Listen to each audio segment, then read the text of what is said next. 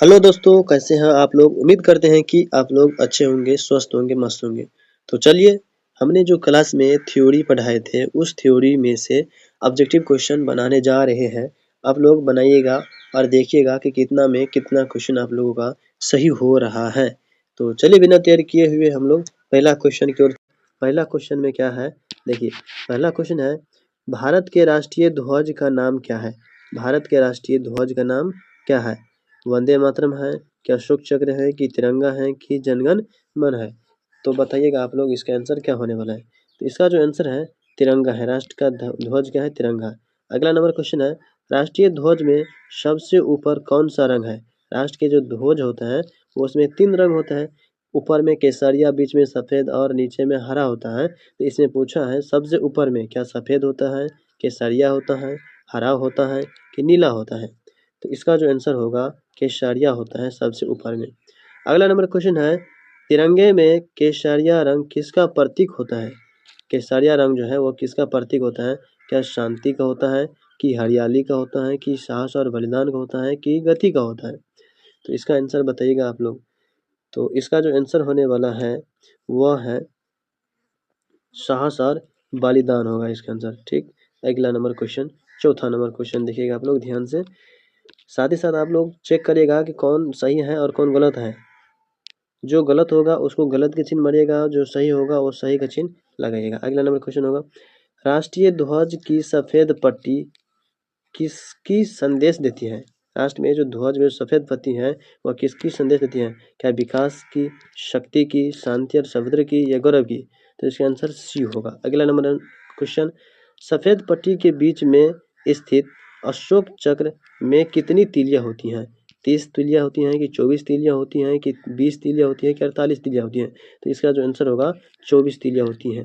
अगला, राष्ट्रीय ध्वज का हरा रंग किसे दर्शाता है। राष्ट्र में जो राष्ट्रीय ध्वज है उसमें हरा रंग किसे दर्शाता है। क्या शांति और समुद्र को दर्शाता है, कि हरियाली और कृषि संपदा को, वृद्धि को दर्शाता है, साहस को दर्शाता है, गति और प्रगति को दर्शाता है। तो इसका जो आंसर होगा ऑप्शन नंबर बी, हरियाली और संपदा को, वृद्धि को दर्शाता है। अगला नंबर क्वेश्चन है, अशोक चक्र किसका प्रतीक है। अशोक चक्र किसका प्रतीक है। क्या शक्ति का है, कि पवित्रता की है। ऑप्शन नंबर सी में दिया है गति और प्रगति का है, कि गौरव का है। तो इसका जो आंसर होगा ऑप्शन नंबर सी, जो कि गति और प्रगति को दर्शाता है।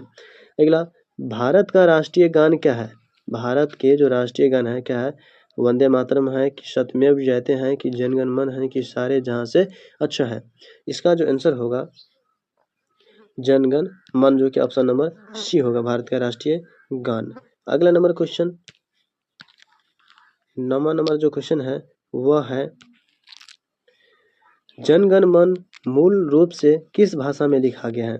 क्या हिंदी में लिखा है, कि संस्कृत में लिखा है, कि बांग्ला में लिखा है, कि उड़िया में लिखा है। तो इसका जो आंसर होगा वह बांग्ला में लिखा है जनगण मन। अगला, राष्ट्रीय गान जनगण मन के लेखक कौन है, रचनाकार कौन है। क्या बंकिम चंद्र चटर्जी हैं, कि मोहम्मद इकबाल हैं, गुरुदेव रविंद्रनाथ टैगोर हैं। ऑप्शन नंबर डी में है महात्मा गांधी है। तो इसका जो आंसर होगा option number C, your right answer now, Gurudev Rabindranath Tagore ने जनगण मन को लिखा था। अगला नंबर क्वेश्चन है 11 नंबर में, राष्ट्रीय गान को गाने में लगभग कितना समय लगता है। 60 सेकेंड लगता है, ऑप्शन नंबर ए में है। ऑप्शन नंबर बी में 52 सेकेंड लगता है। ऑप्शन नंबर सी में 48 सेकेंड लगता है, कि ऑप्शन नंबर डी में 55 सेकेंड लगता है। इसे गाने में लगभग, है ना, 52 सेकेंड लगता है। कितना सेकेंड लगता है, 52 सेकेंड। अगला नंबर क्वेश्चन है 12 नंबर क्वेश्चन है, राष्ट्रीय गान को कब अपनाया गया है। मतलब संविधान सभा में इसे कब अपनाया गया है। क्या 15 अगस्त 1947 को अपनाया है, कि 26 जनवरी 1950 को अपनाया है, कि 24 जनवरी 1950 को अपनाया है, कि ऑप्शन नंबर डी में 24 जनवरी 1947 को अपनाया है।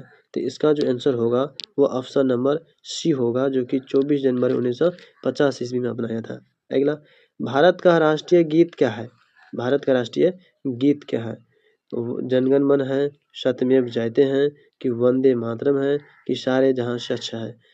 बताइएगा ए बी सी डी में से कौन सा आंसर होगा। तो इसका जो आंसर होने वाला है ऑप्शन नंबर सी होगा, वंदे मातरम होगा भारत का राष्ट्रीय गीत। अगला, राष्ट्रीय गीत वंदे मातरम के लेखक कौन है, रचनाकार कौन है।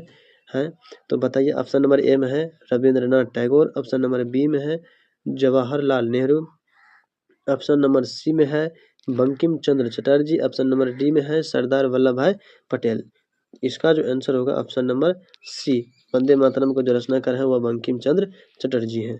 अगला क्वेश्चन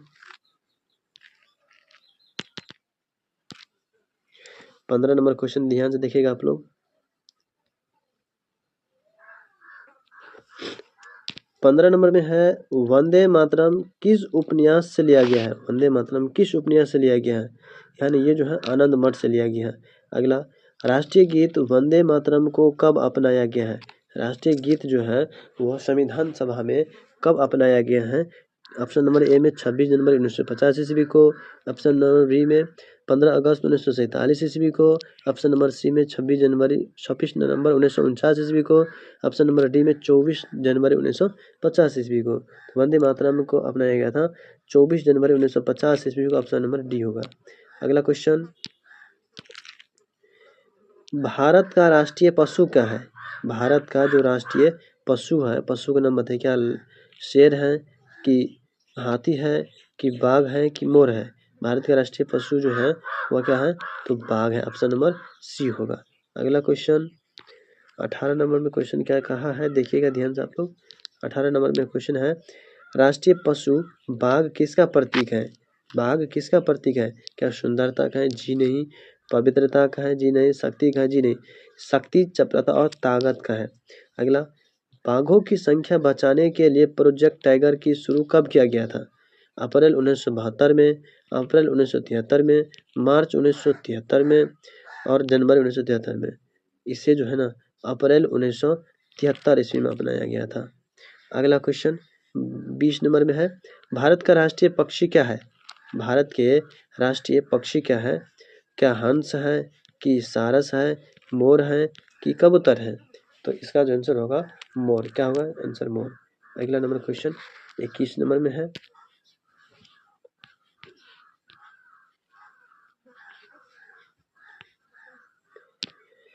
राष्ट्रीय पक्षी मोर किसका प्रतीक है, पक्षी यानी मोर किसका प्रतीक है, क्या शक्ति और ताकत का, जी नहीं, बिल्कुल गलत है, पवित्रता का, ये भी नहीं है।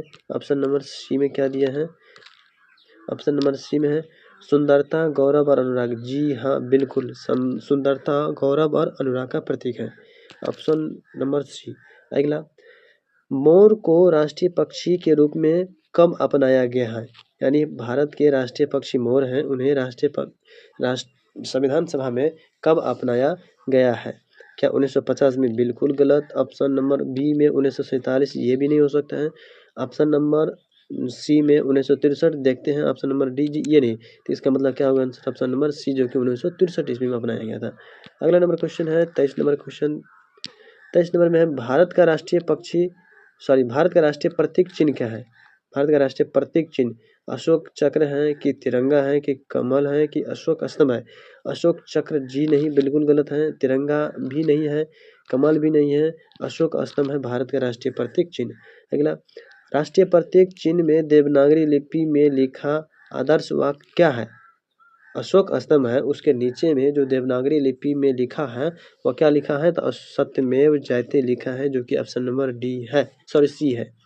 अगला है 25 नंबर, 25 में देखिएगा ध्यान से, 25 में है राष्ट्रीय प्रतीक चिन्ह को कब अपनाया गया है, राष्ट्रीय प्रतीक चिन्ह को कब अपनाया है, क्या 15 अगस्त 1947 को अपनाया है कि 24 जनवरी 1950 ईस्वी को अपनाया है, 26 जनवरी 1950 ईस्वी को अपनाया है और 1 जनवरी 1950 ईस्वी को अपनाया है, बताइएगा इसमें से क्या होगा।